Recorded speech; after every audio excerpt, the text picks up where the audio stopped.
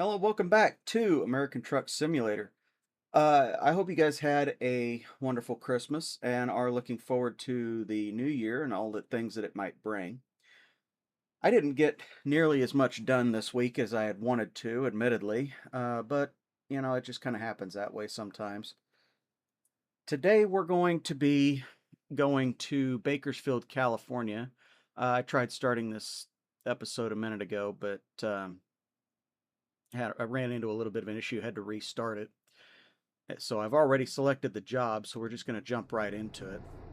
But yeah, I hope you guys have a good time planned for this coming week, and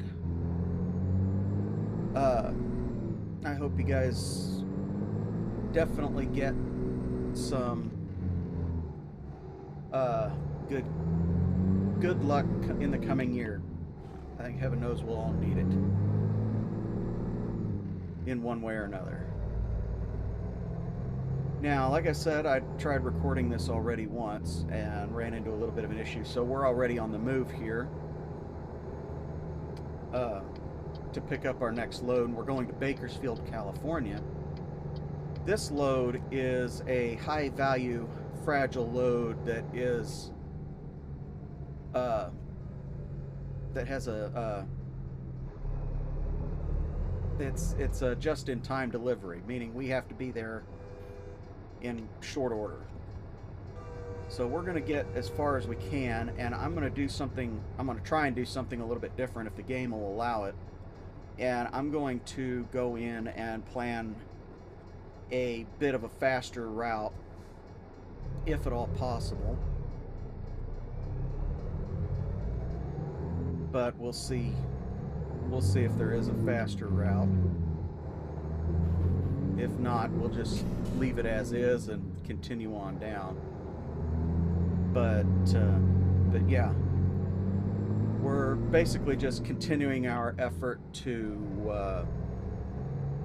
buy that truck that I showed you guys in the last episode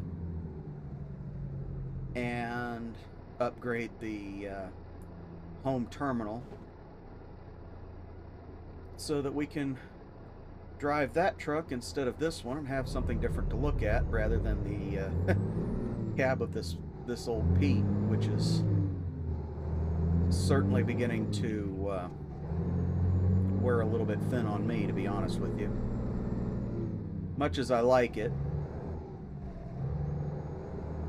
it's one of those deals where I want to have a little bit more variety in the trucks that I drive, so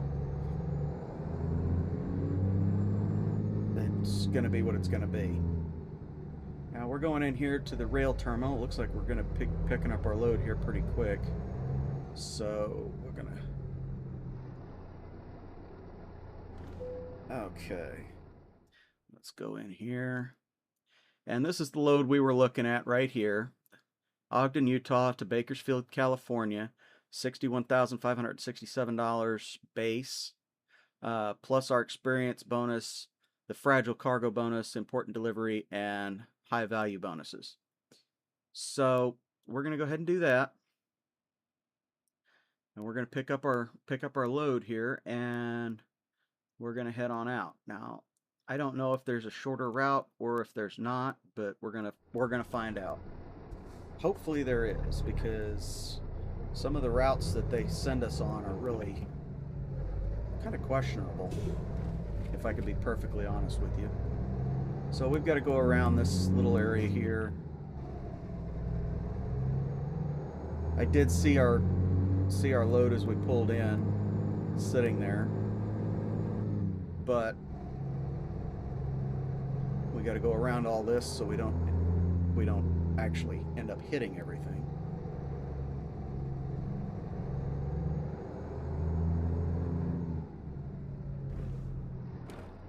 There's our load right back there. You can see it kind of in the right-hand mirror. Oops. Keep it in gear. This isn't forward. Almost started to shift into a higher gear. I suppose I could. I could flip the range selector and go into reverse high, but I really don't want to do that. I think it's kind of irrelevant. Why they put that in regular trucks, I don't know, but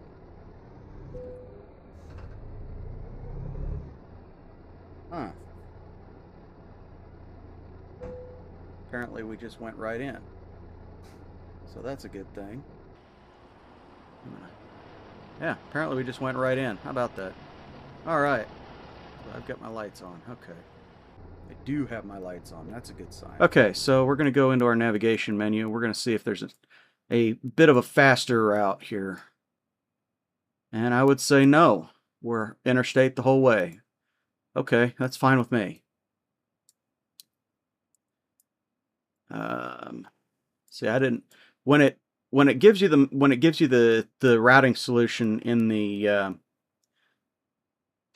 excuse me, in the freight market map, it doesn't show you any of the highway names or highway numbers. It just gives you the routing solution, and that's all there is to it.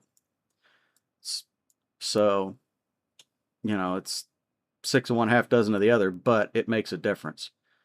So our first stop, we're actually going to try and scale this load. We're going to go someplace to scale this load. So I want to take a look. Where's our nearest truck stop that's got a scale to it?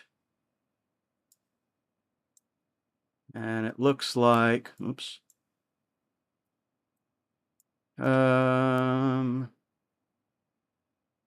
Looks like it's going to be that one right there, but that's kind of way out of the way.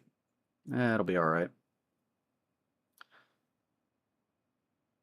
We'll go over here and hopefully scale our load and do that. Fuel up and head out.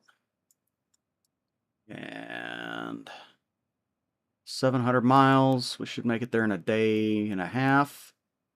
So we'll figure out where we can get some decent sleep. I'm thinking either Provo or maybe Salina or Cedar City. We'll just see how far we get. But that's a route that I wasn't anticipating it would actually send me on, so I think we're okay. So let's go ahead and get started here. Yeah, I was in gear before I got out of that menu, or before I went into that menu.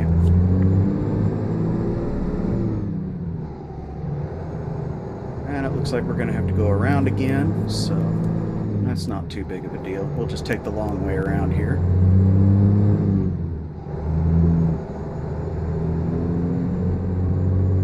We'll do one of these numbers. I think we can get out of this gate behind us. Oh, we can't do that. Okay. Well, we'll just go around.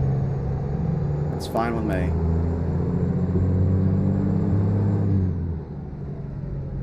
There we go. Oh, it would help if it would get in gear. Thank you. Let's see, can we get through here? Yes. That's the one we want anyway. Alright. So we're just going to go ahead and head right on through.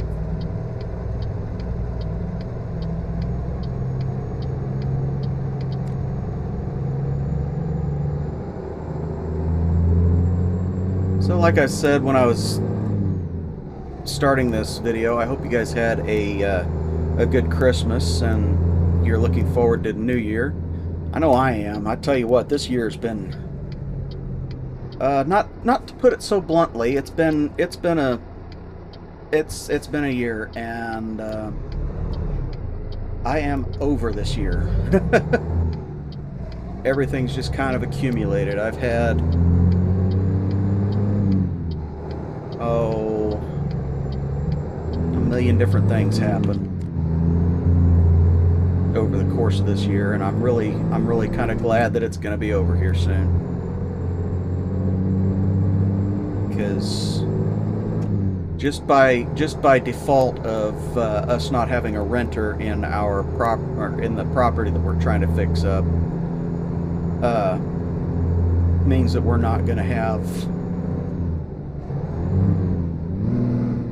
we're not going to have nearly the number of problems that we've had over the course of this year.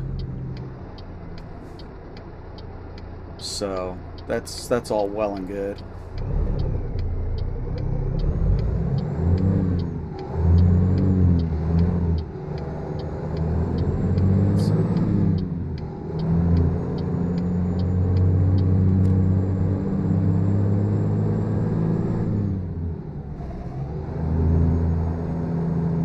Come on, light. I don't want to have to stop again.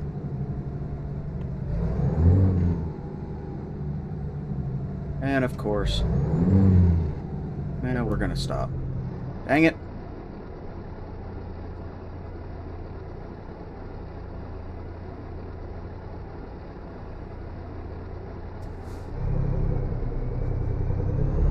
Now, the one thing I don't like about this truck, the one thing, is the difficulty that I have with letting out the clutch on it. With just about every other truck that I've driven in this game, you can let out the clutch when you're in low gear or first gear, depending on the transmission you've got, and you'll go. You'll just go. About like a regular truck would in terms of semis. But this one, for whatever reason, acts like it is struggling to pull in the lowest gear. So it's like I have to just about floor it in order to get just about floor the throttle in order to get it to move when I'm feathering out the clutch. Otherwise I stall it out. And you guys have seen that happen a couple of times already, where I'll stall it out trying to put it into reverse or something like that. I'm expecting that light to turn yellow. Yep, it's too late now though. This one's not yellow.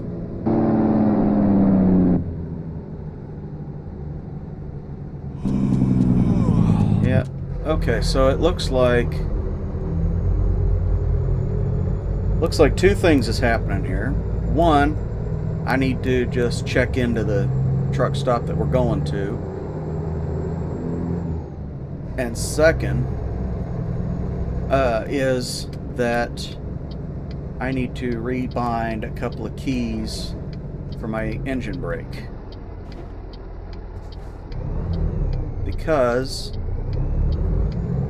the buttons that I've got are not doing what I'm wanting them to do.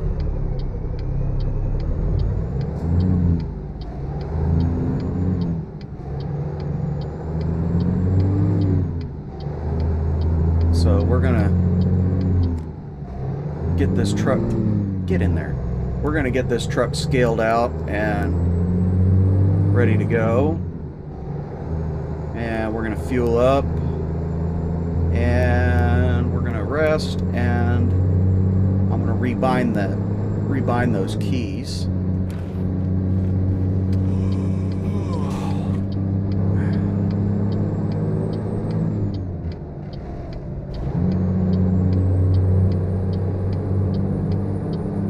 Hopefully, I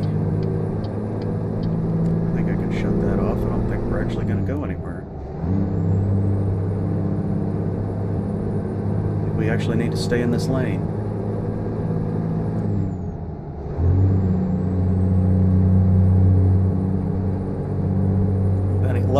With any luck, we'll stay in this lane.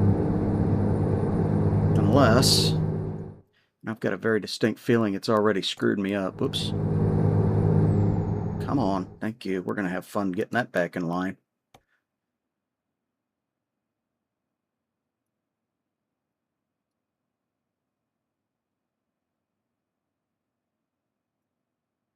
Ah, okay.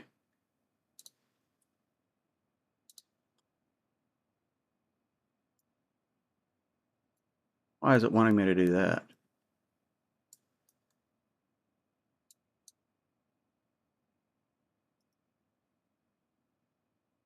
How did it do that? Why is... I don't get how this thing clicks like that sometimes. This is where we want to go. All right. So we will do that. I can do it sometimes. Save myself from a rather bad wreck.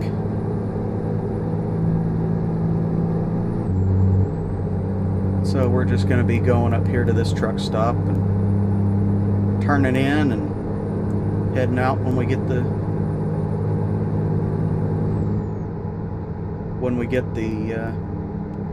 reset.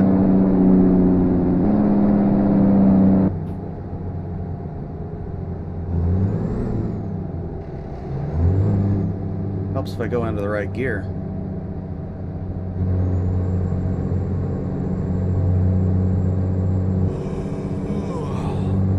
Yes, I know.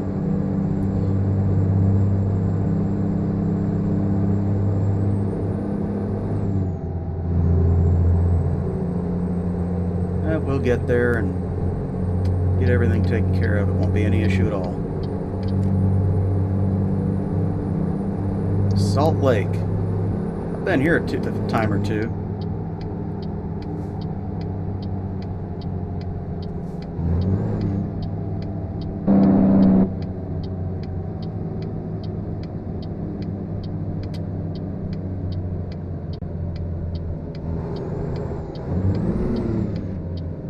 Get in gear.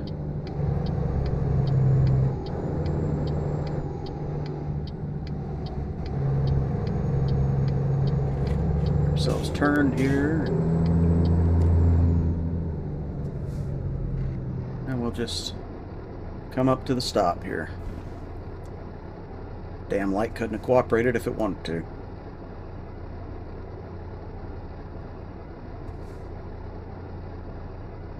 When I was driving for night, Salt Lake was one of my more regular stops.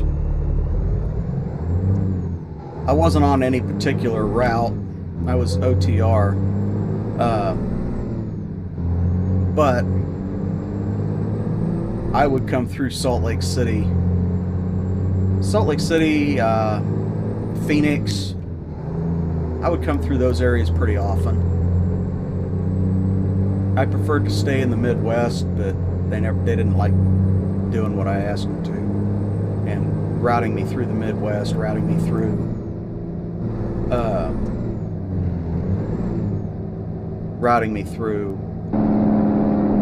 Midwest. I liked going back east, but they didn't want to take me back east either. And I'm talking, you know, Virginia, places like that. I'm not talking, you know, upper Midwest, or not Midwest, upper Northeast, New York. I'm not talking places like that. I'm talking southeast, basically, from Florida on up to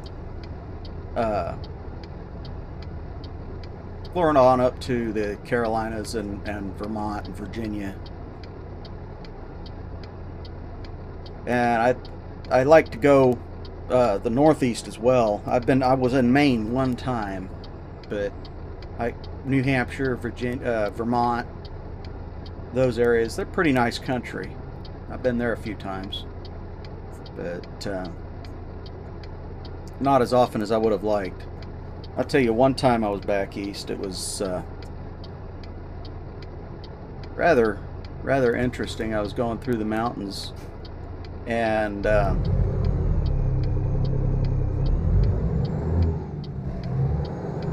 about the time I'm ready to shift is about the time my foot comes off the clutch.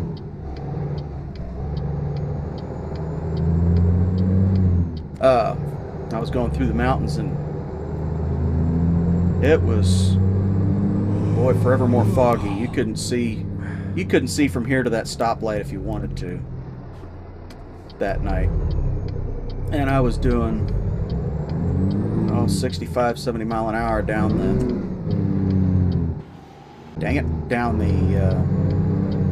mountains. That was fun. not bad for a first time experience, but frightening otherwise. Okay, so we're coming up here to our... Oh, thank you. Coming up here to our truck stop. So we're going to pull in, we're going to get fuel. Why they got to make it like that, I don't know. They don't do that in real life. Just catty corner enough to where you got to really try to get in. So we're going to go ahead and fuel up here, and I'll be back with you in a minute. Okay. So let's go ahead and get the truck started back up. Go get ourselves scaled out, and then we'll shut down for a little while.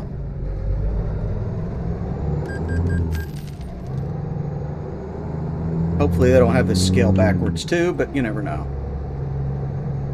Hey, they don't. How about that?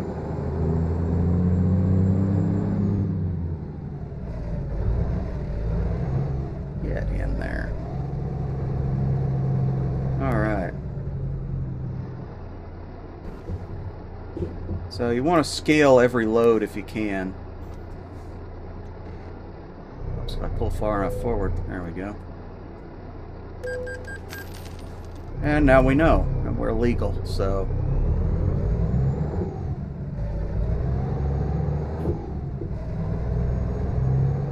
They shouldn't have too much of a reason to pull us over. Or not pull us over, but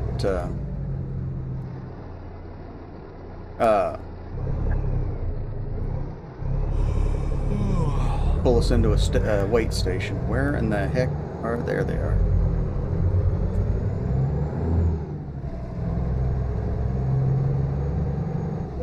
This is going to get interesting. That will be alright.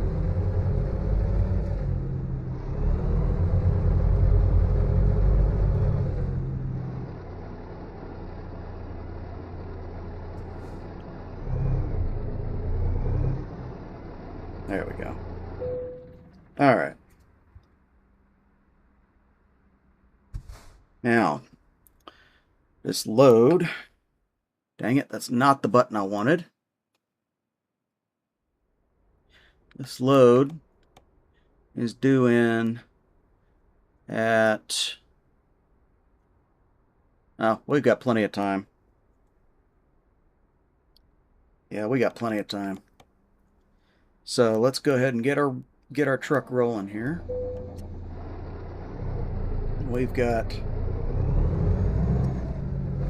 a couple 100 miles to go.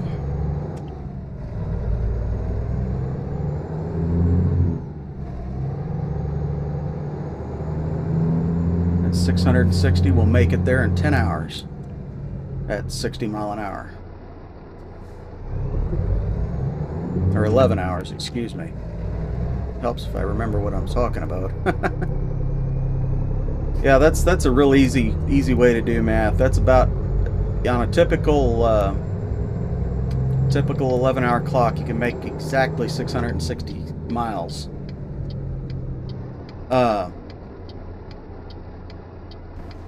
But more often than not, if you're doing a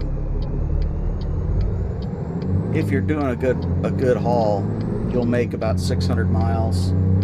If you're actually doing 60, if your truck is governed at 60, you'll do about 600 miles. Shut down for the night, 600 to 630, and then shut down for the night, or what for you would be the night, and then carry on the rest of the way, depending on the length of the load. When I was driving for night, which was most of my experience, I had done a couple of loads from Florida to California, and that is in a company truck, that is a 4-day run. So you've got 4 days of minimum of 10-hour driving.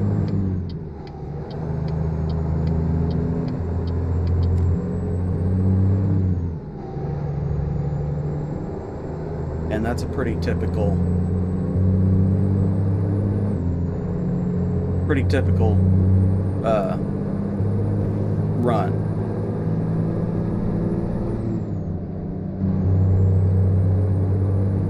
So we're gonna get back up on the highway here in a minute and hopefully make some decent time. I pulled it out of gear, shouldn't have done that.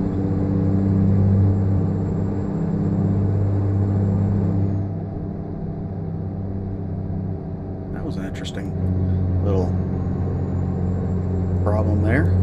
Hey devs, you might want to check that out. Power lines going through the road.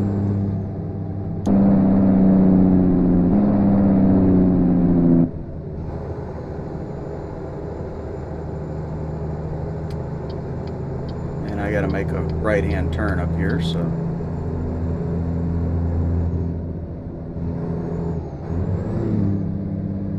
flip that one down. And we'll go. And of course, right as I get stopped, it turns green.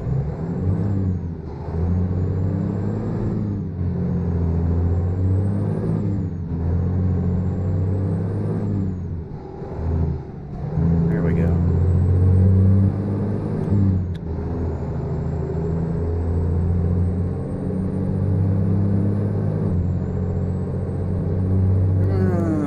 Make this turn and we'll be back on the highway. Should be a pretty decent little thing there. Now, full disclosure, I do not know. See, I drive with an 11-hour clock. I don't know what they've got this game set to. It's something like, I want to say it's something like 8 hours, but I don't know if that's right or not.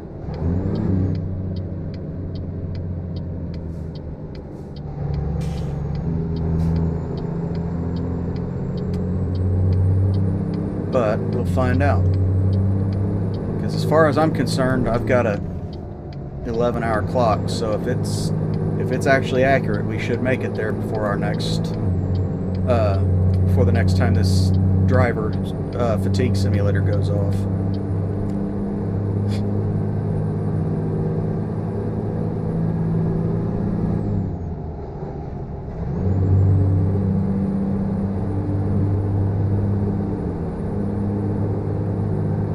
I judge it by the number of miles versus the number of hours when they don't read out the actual number of hours that it's saying. I mean, it says how many hours that we've got to go before we get to where we're going, but it's not telling me what my drive time is, like for my hours of service. And anybody that knows me even remotely well, get in there. Even anybody that knows me even remotely well knows that I stick to the hours of service even in my personal vehicle. If I've got to travel, unless I am, you know, really hot on it to get to where I'm going, I will only travel about 11 hours a day.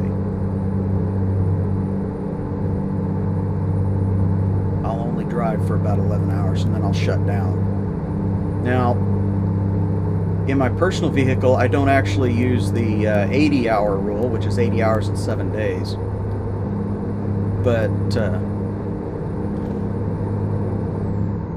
But 9 times out of 10, I will use the 11-hour drive time rule.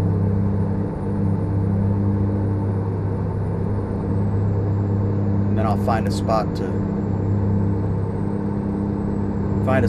call it a night if I'm not there already, and that'll be it. That's something else I forgot to do. I forgot to rebind that key, but we're not going to do it here while I'm driving.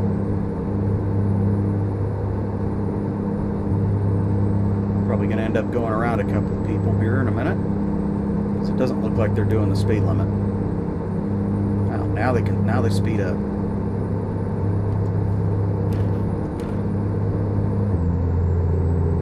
Oh, that's what we're gonna do. We're gonna speed up. We're gonna do 75. We might actually get there before time.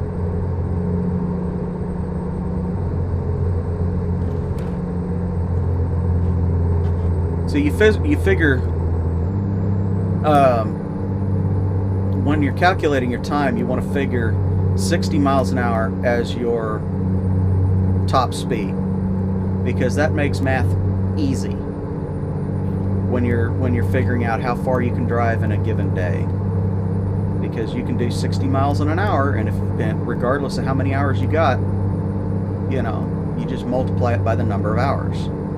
So 60 times 10 is 600. I mean, that he probably didn't want a math lesson in a gaming video, but you know, it's actually a really easy math episode, or yeah.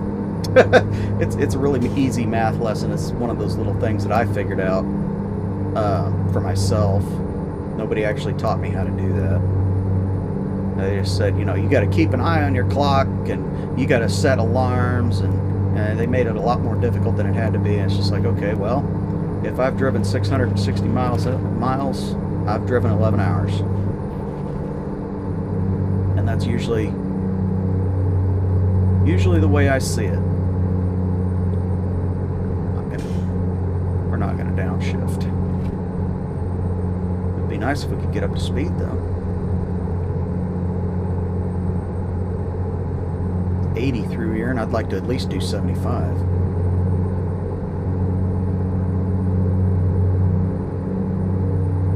And you know, with most company trucks these days, they're governed at 62 or 65. I've heard of a couple of companies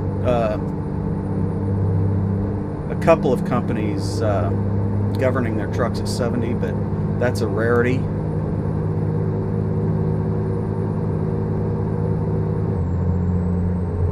And honestly, I don't know how accurate that is now, but when I was just starting out, that's pretty typically what you could expect. It would be 62, 65, and some drivers would have their trucks, or some companies rather, would have their company trucks governed at 70. And chances are, if you were passing somebody in a truck with a company logo, if you were driving that truck with a company logo, it was governed at 70 or 75. Because these, especially if you owned it, okay, quote unquote, you went through their lease program. Even their lease trucks were governed, and that never sat right with me. Because you'll see truck drivers going through doing actual speed limit. And here I need to downshift again, but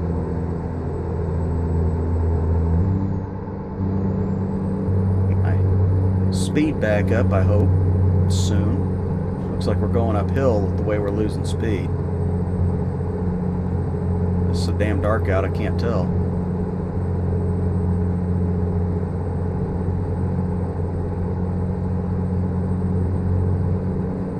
Yeah, the hours of service, I don't really know a whole lot of the history behind it, but I will say that it's a lot more convoluted than it needs to be, despite how straightforward it is. I've had drivers from back in the day, and we're talking now about 50 years ago. Okay, so in the 70s.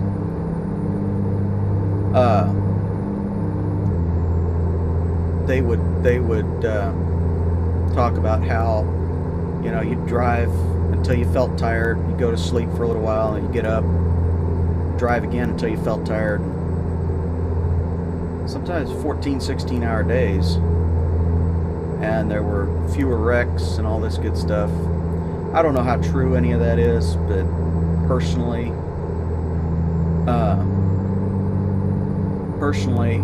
I think about the only thing they've got right for the hours of service is the 11 hours in a day for driving. Because anything more than that is pushing your luck. in terms of not only your physical health, but your uh, mental acuity.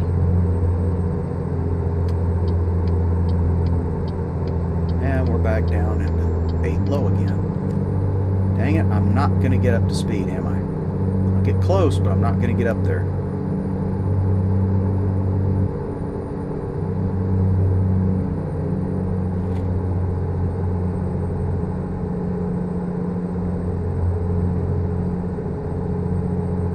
Hopefully when we get that new truck, we can actually get a transmission engine combination that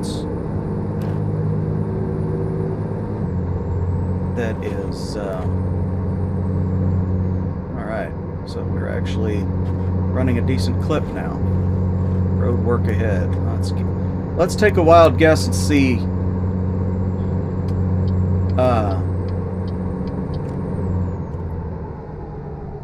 Yeah, that figures. Everybody slows down. We're doing 35 and a 55. That figures. Now I can understand when you're doing that going past the road crew, but why everybody's got to slow down to half the damn speed limit, I don't know. It happens in real life too. It's absolutely stupid.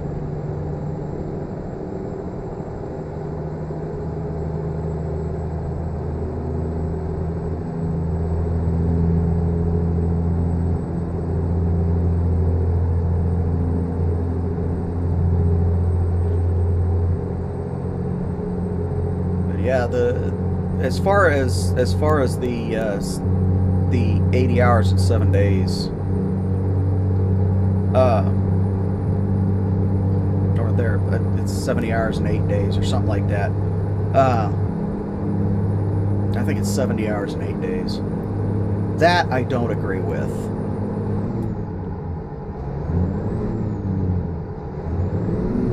Get buck in there. And I'll figure out which gear I need to be in. Yeah, I think it's 70 hours and 8 days. I don't agree with that. I think if you're up and awake, you should be able to drive. You should be able to drive and get your load there when you can get it there. You should not have to shut down for 34 hours. Get in there. Thank you. You should not have to shut down for 34 hours if you run your clock out. There should be no run out. If you drive 10 or 11 hours a day, you should have hours every day of the week. You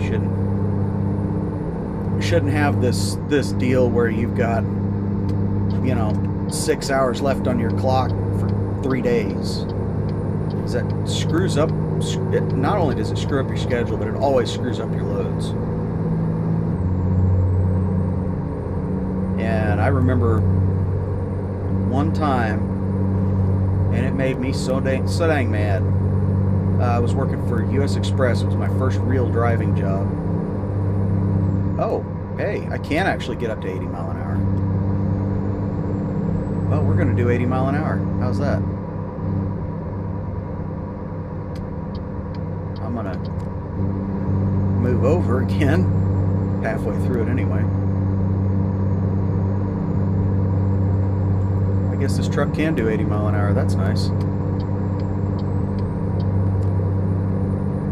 But I was driving for US Express, and I had never missed time on a load. I was always early, or always right on time when I needed to be on time.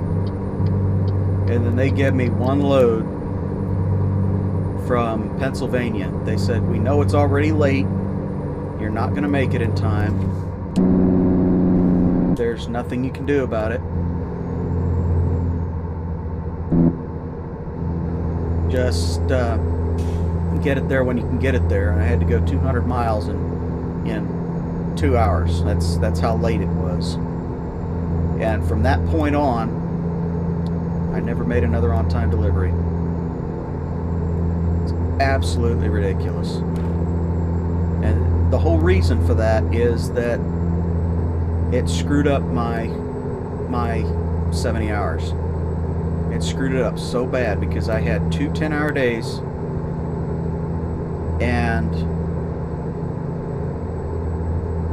I had two 10-hour days on my clock, and when I finally got there, I had a 6-hour day, and it took them all day to get that. I got there, and the next morning I got the trailer rather, dropped off, and went to pick up another one. It took 4 hours for them to figure out what the hell was going on, because I had got my load, got my paperwork and all that, just got hooked up to the trailer, and they messaged me, said, no, that load's been canceled, drop that trailer and go over here. So I pissed away another 4 hours going for another load after they figured out what the hell was going on. Motherfucker. Well, I'm coming over, dude. You better slow the fuck down. Okay, well, y'all seen that. That was not something that I was wanting to do. Not something that I thought about. Oh, I'm just full of mistakes today. How about that? Alright, well, hopefully they didn't notice any of that. Ha ha ha ha. Shit happens.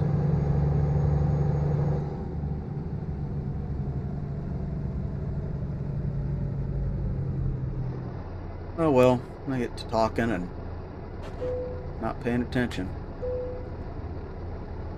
Technically perfect in a technical state, but be more careful. Well, what the fuck did I do wrong? Besides having to get over here in a big goddamn hurry.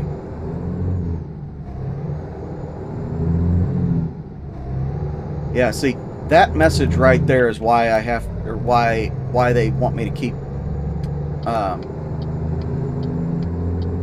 up the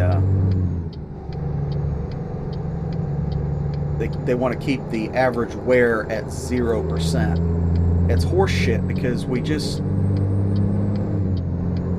when it costs over $100,000 to completely restore it, and restore the truck, and that is the only way to get rid of that damage, instead of actually being able to repair it with maintenance.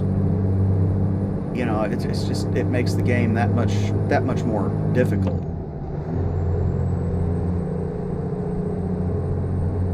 We are in Arizona, and we're going to pretend like the last 20 miles just didn't happen. So, oh well. Strong crosswinds possible the next 9 miles. Yeah, I've seen signs like that before.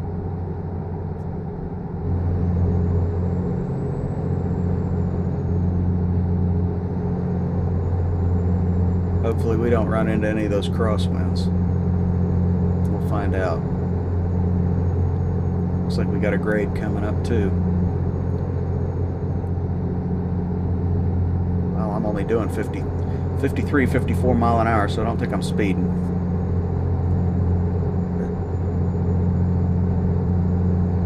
But yeah, they got that load figured out that I was late on, and the next load after that.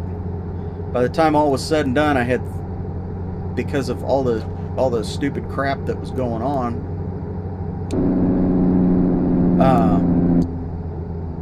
I had,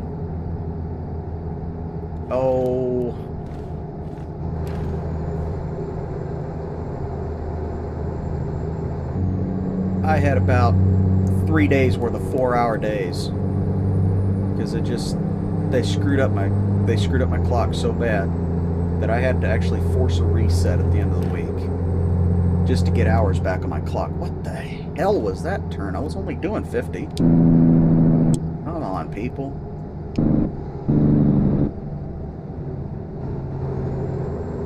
Doing 40 and a 55. These people could probably do a little bit faster.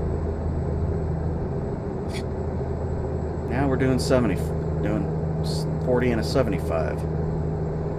Ain't that nice? Wonder if we're gonna get up this hill because nobody could be bothered to frickin' go when they needed to.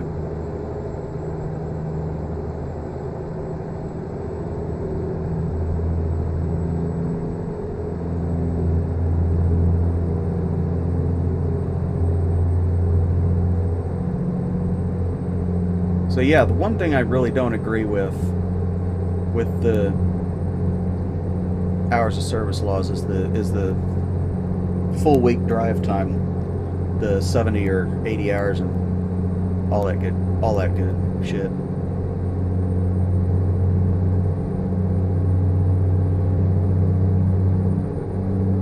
Because it really does, it really limits the ability to actually get your loads there on time unless you really know what you're doing. And with these ELDs nowadays, you can't fake those numbers the way you could 20, 30 years ago. Which, you know, I'm okay with that. I was driving for one company. They actively wanted me to break the law. I had just gotten out of school. It was one of the first couple of jobs that I had. First job was with Trans Am, second job was with this company. And they actively wanted me to break the law. I'm not going to name names for that very reason. I don't need a lawsuit, even 20 years later.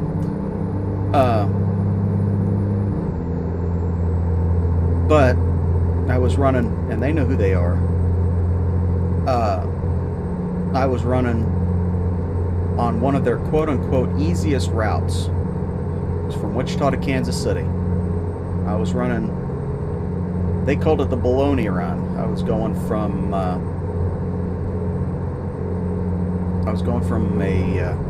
meat processing plant here in Wichita on up to Kansas City, and that was, you know, 250 miles is nothing to shake a stick at. But they wanted me to run, and I know for a fact it takes about 8 hours to do it, to do one run, you know, each direction. So it takes 4 hours to get up there, 4 hours to get back. Because I used to drive that all the time. You know, that's a route that I know extremely well. And they wanted me to run that about 4 times a night. Now, when you're driving 11 hours, you've only got 11 hours to drive. You figure out how to run 250 miles 4 times in one night when you can only do 65 mile an hour. And if you're figuring your clock at 60 mile an hour, you know, it kind of raises the question of what exactly is going on here. So if it takes 4 hours to get up, 4 hours to get back, that's your clock, that's your day. You can start back up, but you'll only get halfway the second time. You'll only get halfway back to Kansas City from Wichita, or from I mean, you'll only get about halfway either direction.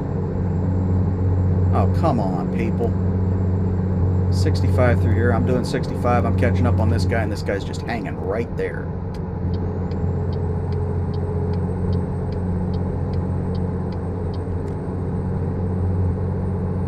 It's ridiculous.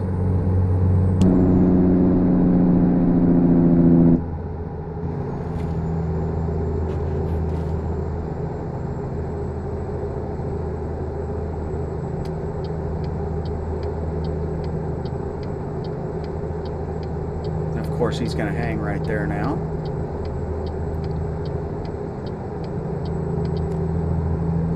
So we're going to do this number.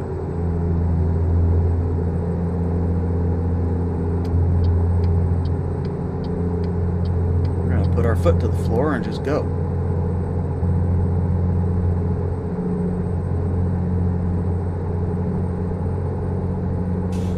Would think a fire truck would be a little bit more understanding of road laws.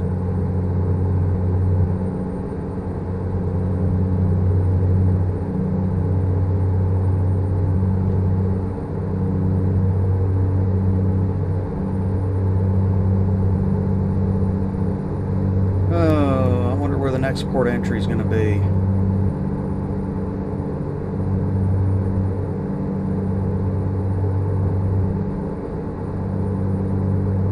knows?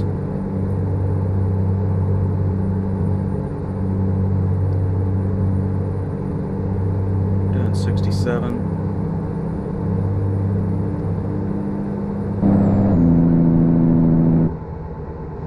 Or am I?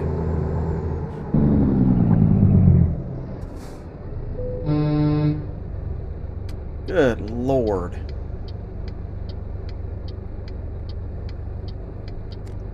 I gotta do it.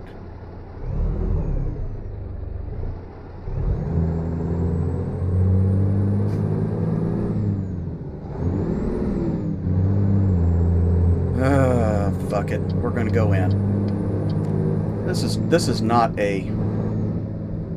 gonna be a good run.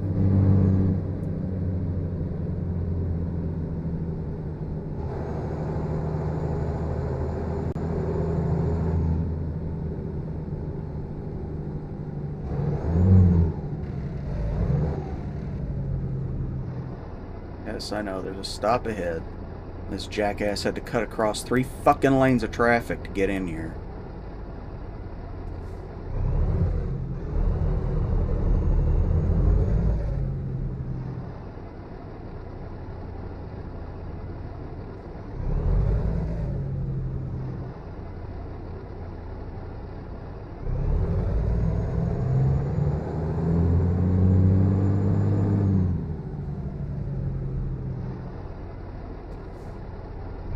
Further.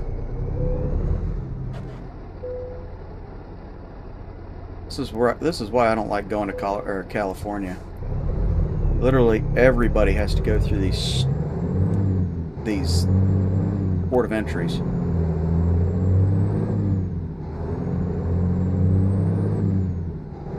It's a frickin' madhouse.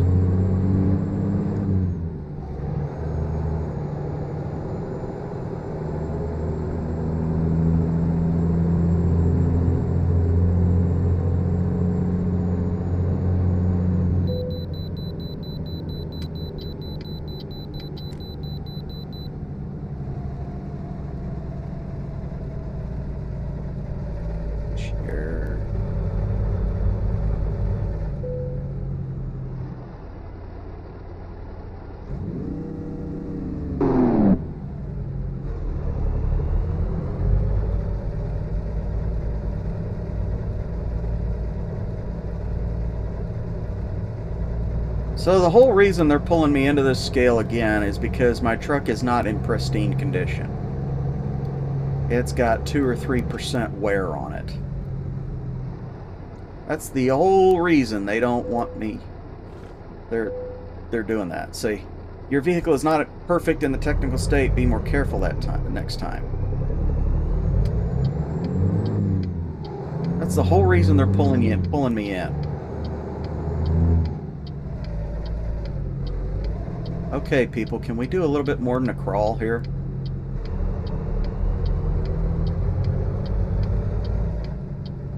We do have to get out on the highway, people. Let's go.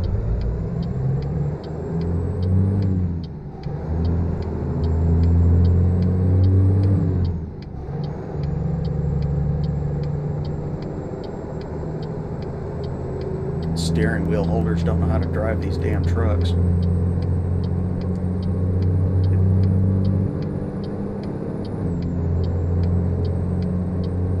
Coming over whether you like it or not, dude.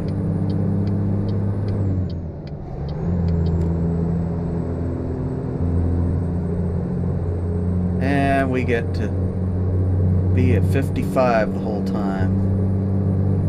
Yeah, that's... Welcome to California.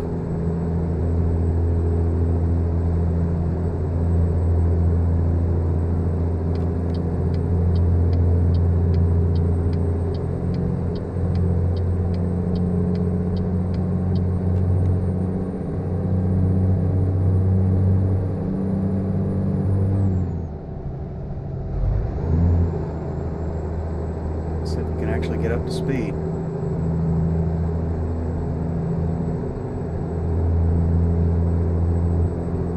The one thing about California is that all trucks have to do 55 mile an hour.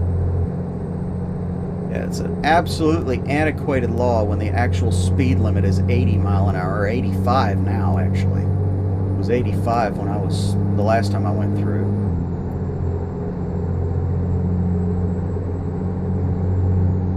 And,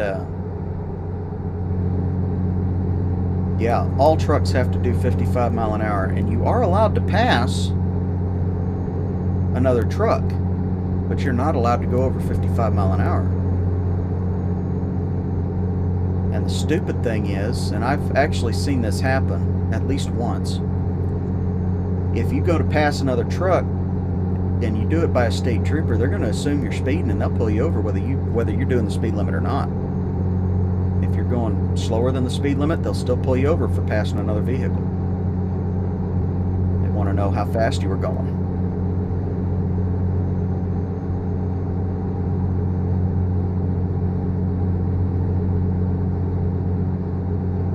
Because it doesn't matter how fast the truck in front of you is going. It matters whether or not you're impeding the flow of the cars. The car traffic, the four-wheel traffic.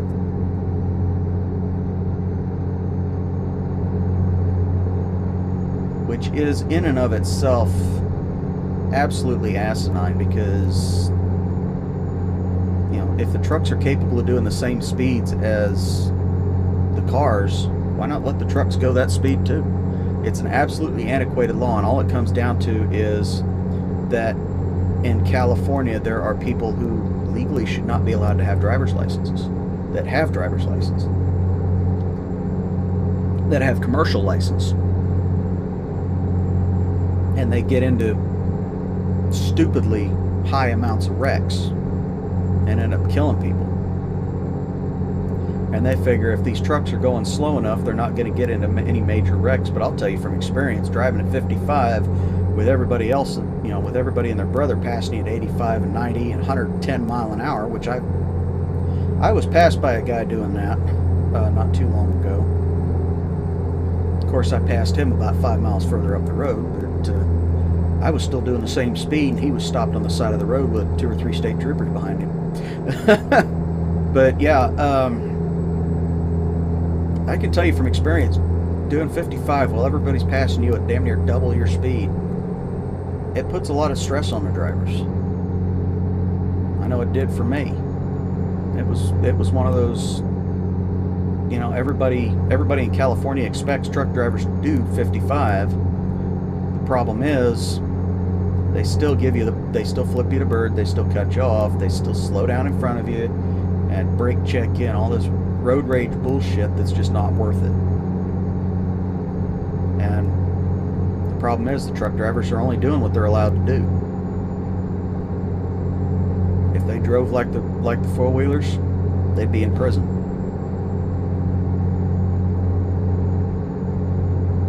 So California is one of those places, like New York, I just don't like to go to. So even when I was driving for Night, which is where most of my California experience comes from, because I worked with them longest out of anybody, I would try to get out of California and off the West Coast as fast as possible. And people, I tell you,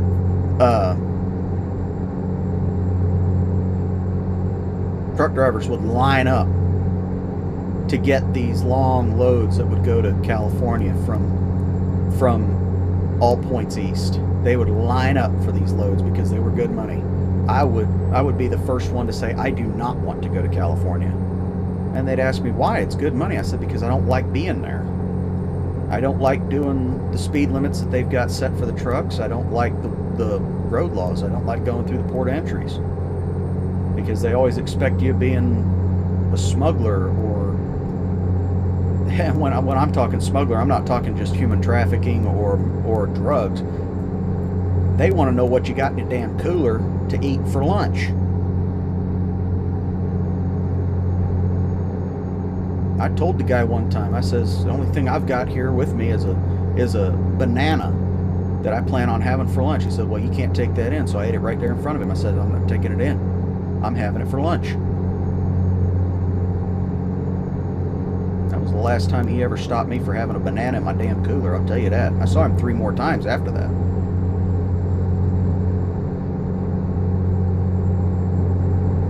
He never asked me what I had in the cooler again either.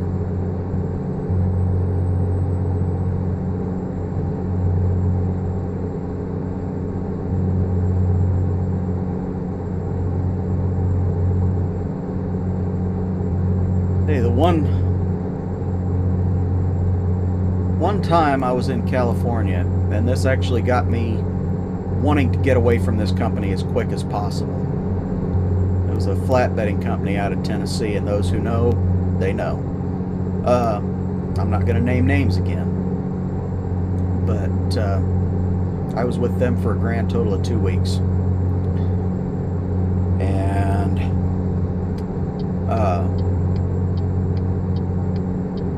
let's see, do I need to take the bypass? No, I gotta get over. Going Bakersfield.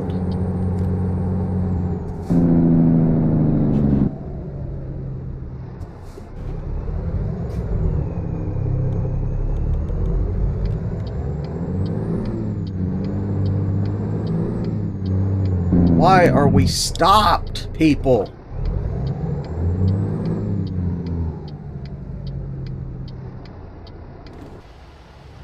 Oh, this is bullshit. I am getting sick and tired of this.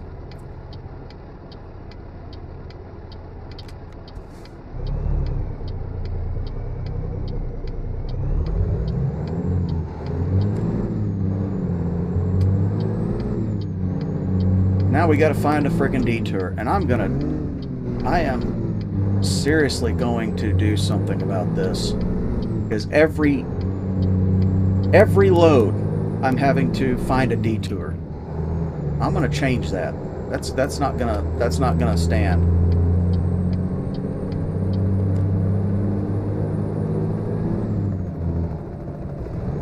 I'm getting sick and damn tired of having to find a detour for every load that I take.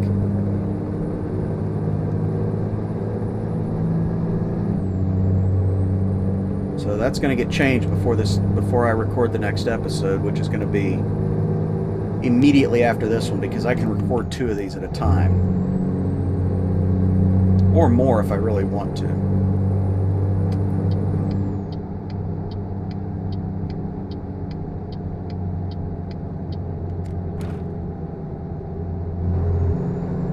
Yes, right lane must exit. Well, that's what I plan to do. So I gotta frickin' take a detour.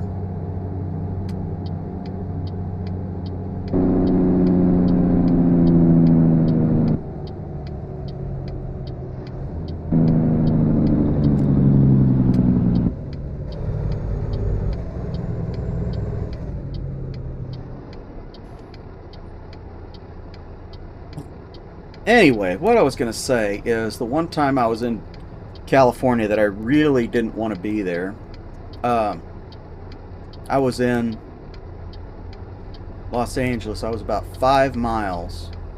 Hell, not even 5 miles. I was about half a mile from the Mexican border. And you talk about being in a scary situation. We were about a mile and a half away from Tijuana. Or I believe it was Tijuana. I could be wrong. But I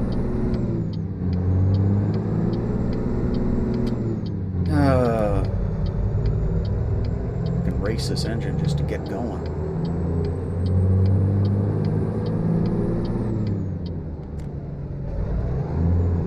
Alright, so how do we get through here?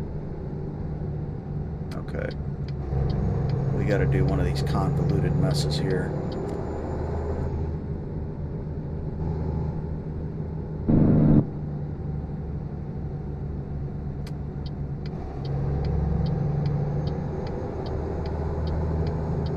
Yeah, I was half a mile from the border. I think less than 3 miles from Tijuana, 3 to 5 miles from Tijuana, and we pulled into a truck stop. Now, admittedly, the truck stop wasn't the issue. The food wasn't the issue. Being right there by the Mexican border wasn't the issue. What was the issue was that the company gave us a load that they wanted us to take. It was about 5 miles from where we were, drive time wise, and they wanted us to pick up a load down there. We couldn't find the entrance to the place. Turns out we were right across. We were literally a few yards from it, but we couldn't find the entrance for it. So they eventually updated their directions and got us in there. But the point that I was wanting to make is that my driver trainer at the time, which is why I wanted to get away from this place as quick as possible, we shut down for the night, and we were going to get a good start in the morning to find this place and get our load. And he went across the border. He went across the border and, in his own words, got some medicine. And next day I come back, or I get up, do my hair, or brush my hair and my teeth and all that good stuff, get ready for the day. And he comes up to me with a wad of toilet paper stuffed up his nose that's just dark red. Now, me being the naive fool that I was in my early 20s, didn't understand what I had just seen. But he told me he had an itch in his nose and put his finger up just a little bit too deep. Well, hindsight being 2020, I'm pretty sure each and every one of you that are watching this now has already come to the conclusion as to what his medicine was. What the hell was that? Good Lord. Looking glitchy damn map. I've had that happen once already. That's twice now. Some kind of map transition, I guess. I didn't see anything on the road.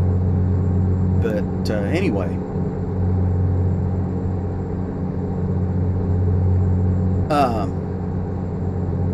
Anyway, I'm pretty sure, you know, like I said, everybody listening to this has already figured out what his medicine was and why his nose was bleeding. But me, being the naive fool that I was, didn't really understand until I had to think about it and think about it and think about it.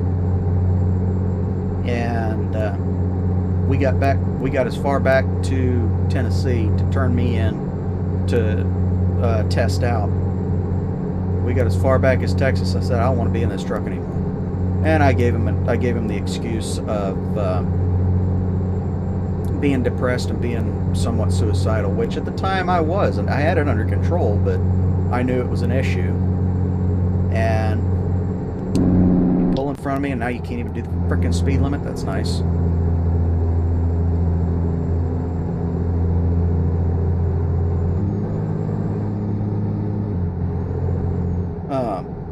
But I told him I didn't want to be in the truck anymore, and I got myself a bus ticket back home.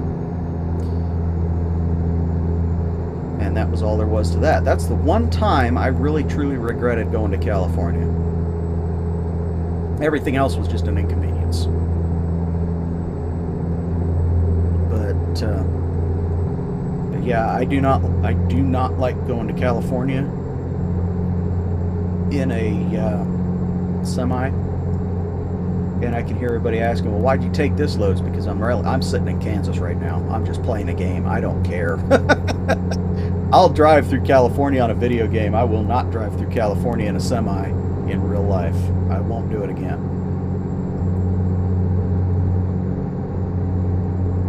And hell, even in a personal vehicle or a rental, you probably won't catch me back in California for a long damn time.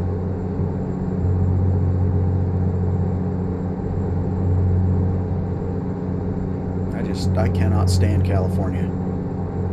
Beautiful country, but that's about all it's got going for it. I don't like the culture. I don't like the cities.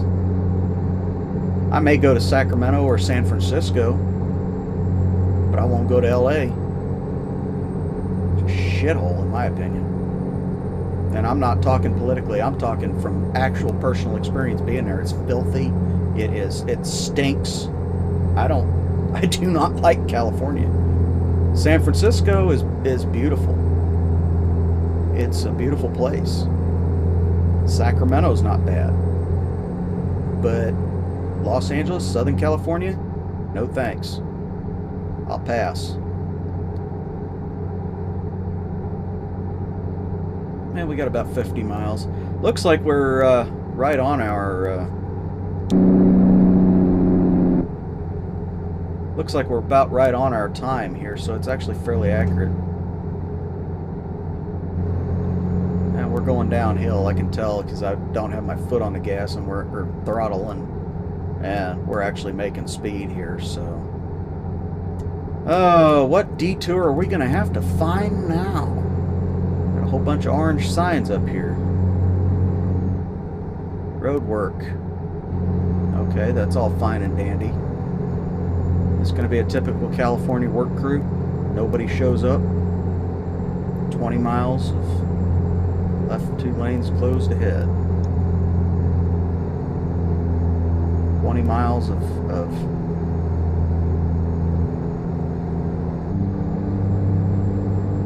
nothing doing except closed lanes and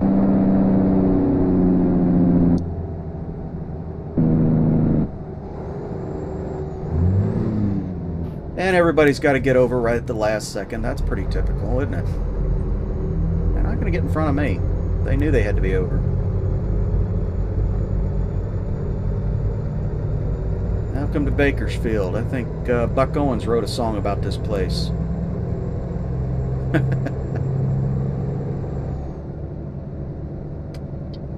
Buck Owens and Dwight Yoakam.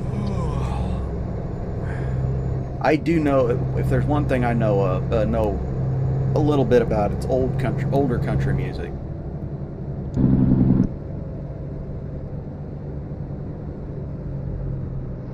I am a massive fan of older country music. This new stuff it's not very good at all. And I know I'll make a lot of enemies saying that, but you know what? I really don't give a damn. Everybody's entitled to their own opinion, and everybody's entitled to disagree.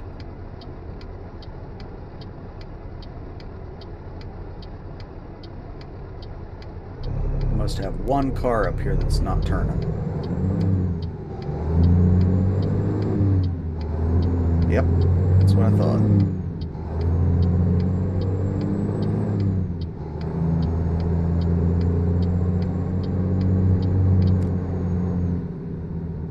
I turned into the correct lane, but I'll be willing to bet that we have to come in behind him.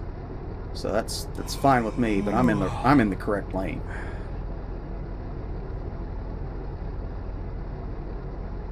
Yeah, if anybody has noticed, all this time I've been driving, I'll turn into I'll go from curb lane to curb lane, and people will tell you, you know, get used to not doing that in a semi. It's still illegal. It is still illegal driving a semi and turning into the center lane or turning across a lane of traffic.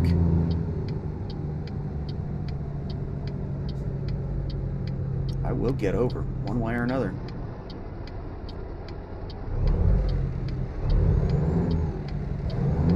Get in gear, damn it. Thank you.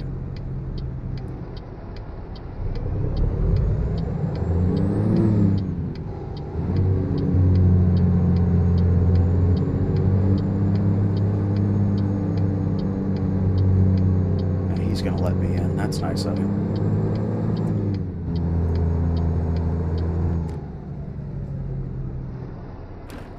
There we go. We're in. Blocking a lane of traffic, but we're in. Now, what I was going to say, you know, it is still illegal to cut across a lane of traffic. Say you're making a left-hand turn, and you go from the left turn lane into the curb lane of the road you're turning onto. That's still illegal in a semi. It's not quite as frowned upon as it is in a car, but it is still very illegal. And cops, if they have it in their mind to, will still write you a ticket for it. Now, it's not common for them to do that, but they still will. And it's well within their rights to do it. We're going too fast to make that light.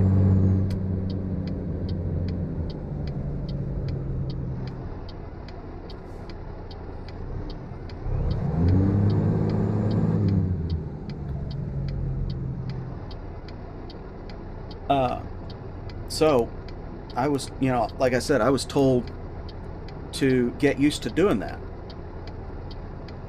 because you're not going to be able to turn into a you're not going to be able to go from curb lane to curb lane when you're making a right.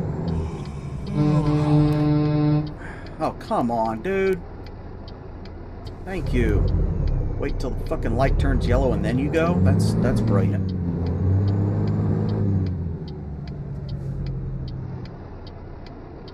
That's just fucking brilliant. Yeah. I actually figured out, which, it's not hard to figure out, and there's a lot of professional drivers that have figured it out. I'm not the first, I won't be the last. I'm just saying I actually figured out, that you can in fact turn from curb lane to curb lane when you're making a right, or curb lane or turn lane to center lane when you're making a left.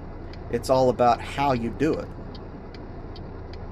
which is one thing that they taught me in truck driving school was when you go to make a left-hand turn, you square off your turns as much as you can. So that's what we're going to do here, and I'll show you what I'm talking about if I don't stall it out and get going. And you'll see me go through a number of gears, and then I'll turn.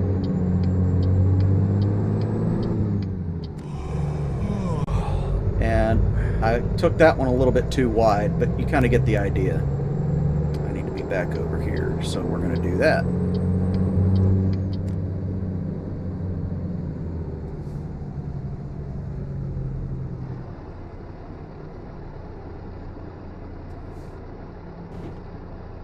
Now, I did take that one a little bit too wide, but you get the idea. When we're turning or we're making a right-hand turn, you can turn curb lane to curb lane. That's no issue. You've got to be able to know how to do that when you're turning onto a two-lane road. And what that entails is pulling out wide, like you're going to turn into the center lane or the opposing lane of traffic. And then when you're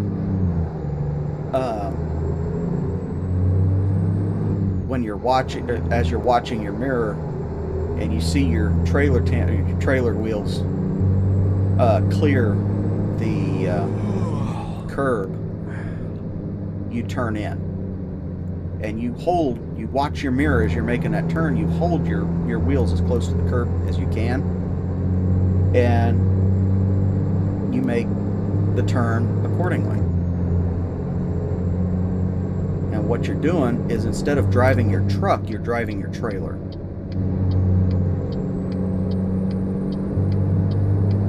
Now, like I said in a previous episode, I'm not really the best at explaining things, but to me, that's what made sense. Is you're not driving your truck, you're driving your trailer. So watch this. Boom, we didn't hit that, we didn't even touch that line. So it is possible. And any owner-op that tells you it's not is lying out their ass. They're just too lazy to do it. Any lifelong career man that tells you it's not possible is lying out their ass. They're just too lazy to do it. It is possible. And I used to do it all the time.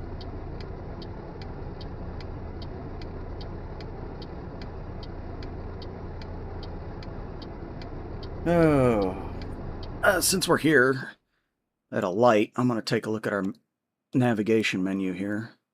Oh, good. We can get that pulled in. We can immediately go over here and crash out. That's good.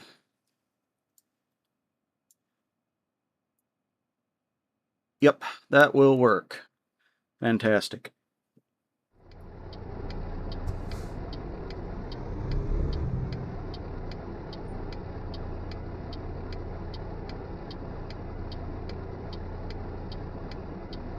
So technically, we've done an 11-hour day. We've driven 660 miles. And it doesn't matter if it's actually 11 hours or not, but in this game, that's kind of the whole deal. Is 660 miles is 11 hours at 60 miles an hour.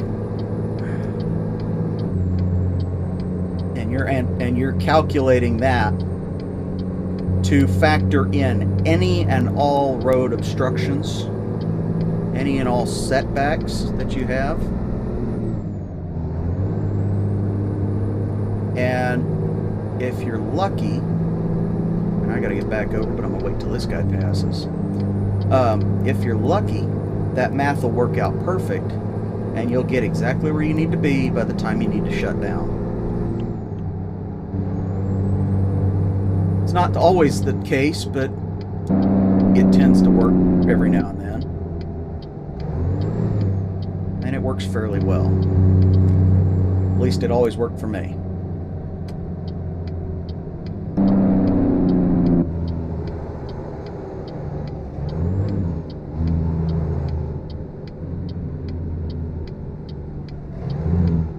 Oh, we almost made it through all the gears. Let's see if we can get back into fourth here.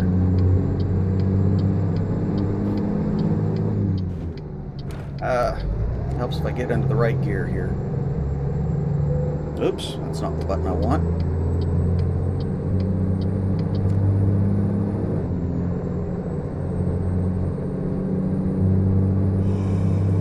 Yes, I know I'm getting tired. I'm reasonably sure that I can make it to my destination before I go to sleep again.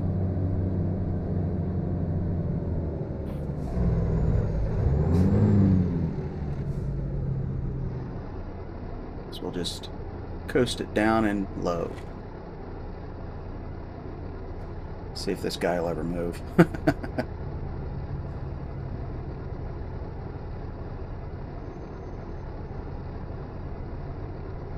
Oh, sometime today, light.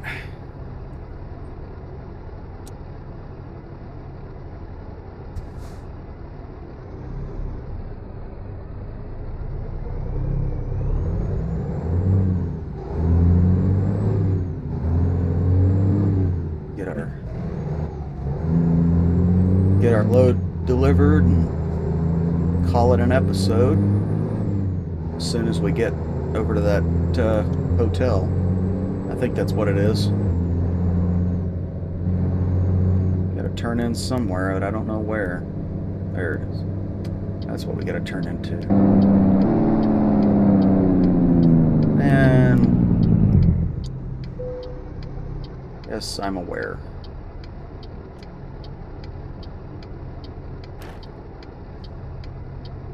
Now, there is nobody there.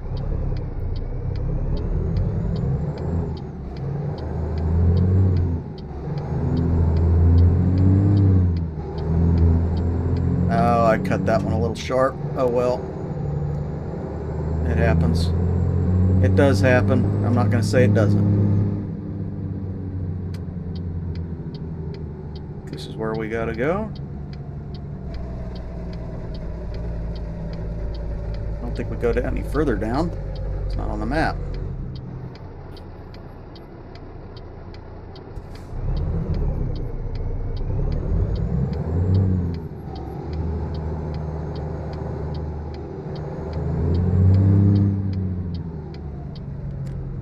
Alright, so we are here.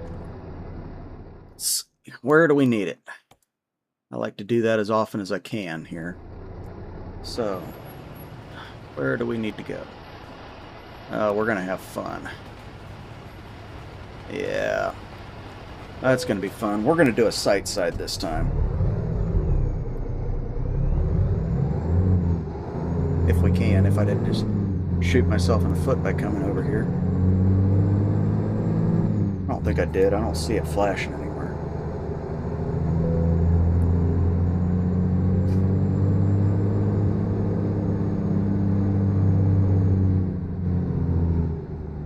the fuck? Where did that come from?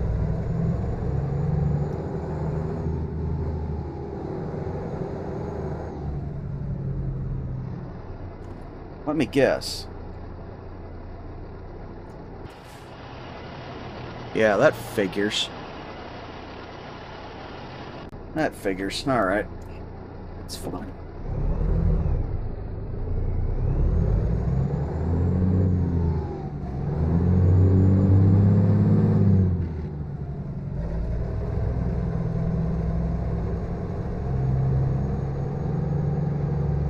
We're not set up for the best, but we'll make it happen here. Turn that back off. Turn that back off. Alright, so we're not set up the best here, but we'll make this happen. One way or another.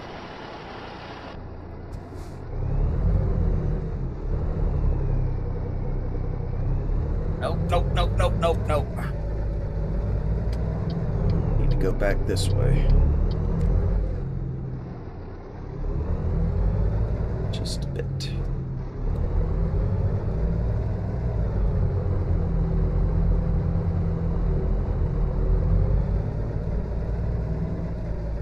So we're gonna go back. I hope we're gonna get this right. Alright, let's see. Yeah, we may just be able to turn it. So we'll see.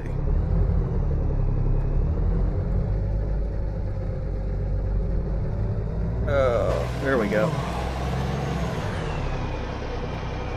Typically I would not do this, but we need to be able to bend it around here. And I need to be able to see.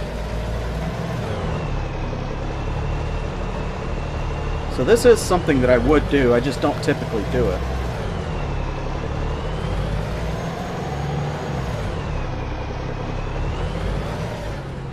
Alright, what am I seeing here? I need to be back out in this view here. Yep, that's what I was afraid of. Okay.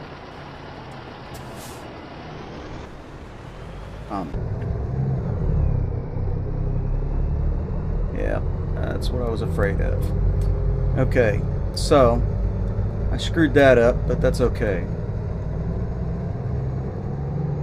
We'll get a little bit further out.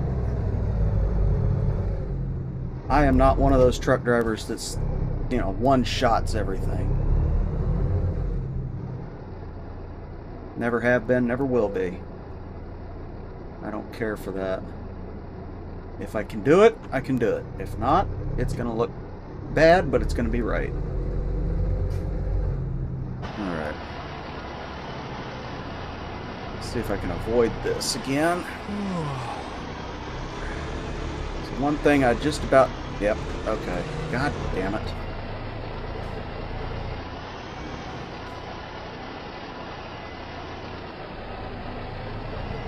Bump that trailer. I've actually bumped trailers before, and to be perfectly honest, what they don't know won't kill you. Oh, no, no, no, no, no, no.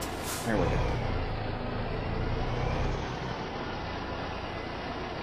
I just got to get it bent around just enough. So, there we go. Back the other direction. And I'm just watching my trailer tandems, well, the three wheels there. That's what I want to watch.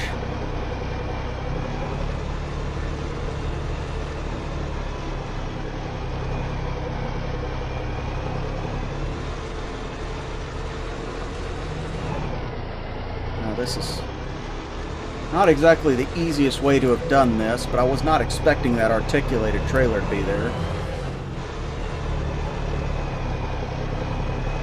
I mean, I saw the dang trailer. I just was not expecting it to be an articulated trailer sticking out half a mile longer than what it should have been. So we're just going to take little stabs at this. I could probably reset my camera. Let's see what I'm doing. Yep. Okay.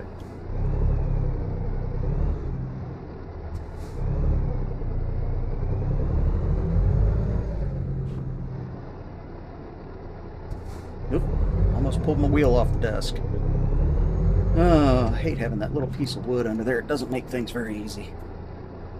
Alright, so I want to take a look here again. Yeah. Where am I at? We got that pipe, or that light post to watch out for. Wish it wouldn't zoom in. Yeah, okay.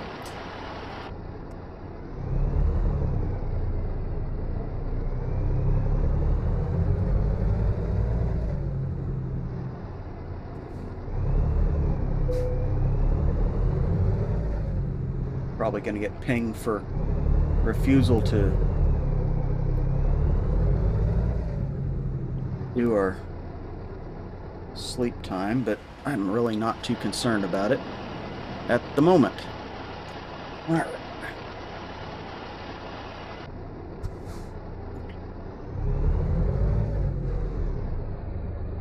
All right, we're actually in the hole. I'm just overcomplicating it at this point.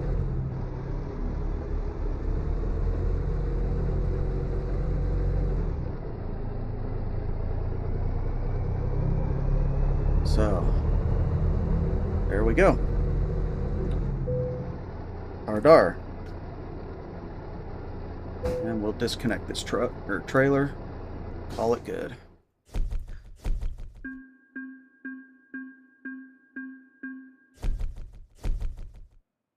All right. So you can see all of our multipliers there, and we actually made quite a bit on that.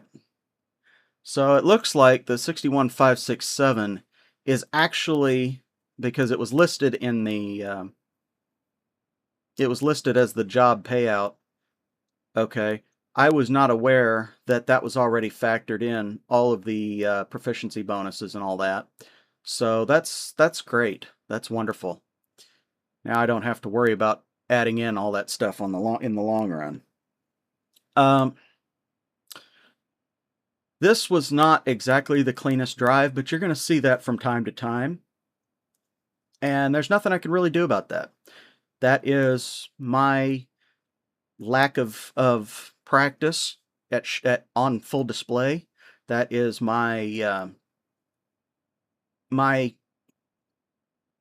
lack of experience with driving games like this on full display. You know, it's just, it is what it is, and I'm pretty sure as time goes on, these episodes will get better. We'll have episodes like episode 1, which were absolutely spectacular, and then we'll have other ones like this that are absolute dog dookie. But yeah, I want to say thank you guys for joining me here today. Like I said, I hope you guys had a wonderful Thanksgiving, a wonderful Christmas, and I hope you guys are going to have a great New Year. And if this video goes up in the new year, I hope you had a great New Year. And I look forward to everything that's coming next year, and I look forward to being able to continue these videos for you. So if you like this video, if you want to see more videos, leave the video a like and comment. Let me know what you guys think. Tell me some of your stories. Give me some of your experiences if you're professional drivers. Clarify a few things. Correct me on a few things. I'm all for it. I'm not perfect. For those of you who are not professional drivers, let me, give me your opinions. What do you think of the game so far? Are you enjoying watching the playthroughs? Do you play this yourself? What do you do? How do you play it? That kind of thing. So leave a like, comment, and if you want to help support the channel for free, subscribe. Subscribe here on YouTube. If you guys want to support the channel with a little bit of money now and then, head on over to Patreon. You can see the address up here on screen, and the link will be down in the description. But for now, I want to say thank you again, and I will see you on the next one.